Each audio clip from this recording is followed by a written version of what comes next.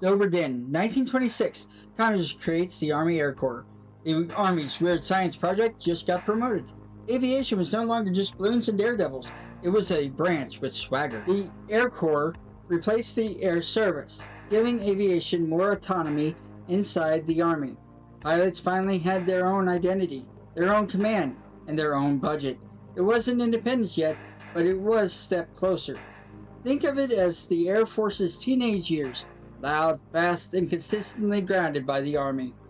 The Air Corps was the Army's rebellious kid with horsepower and altitude. In the early 1920s, Billy Mitchell warned that air power would decide future wars. His blunt criticism got him court-martialed in 1925, but history proved him right.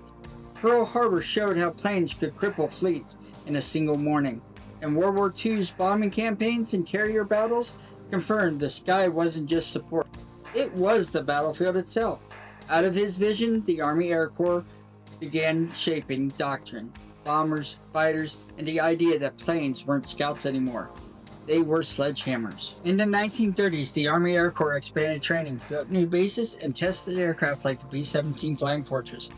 Pilots trained for long-range bombing runs. Engineers pushed speed and altitude, and the Army started realizing aviation just wasn't a side hustle. It was the future.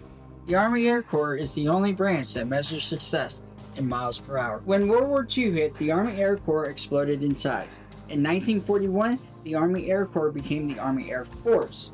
Commanding 2.4 million personnel and 80,000 aircraft, strategic bombing campaigns in Europe and the Pacific proved air power could win wars.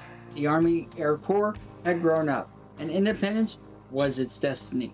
With the National Security Act of 1947 signed by Congress and the President, the United States Air Force officially took flight.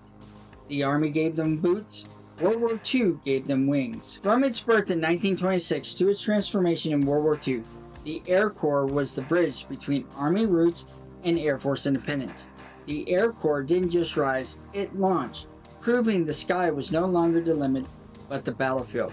If you served in the Air Force, or if someone in your family did, drop a comment about the piece of Air Force history you think Dover Den history should cover.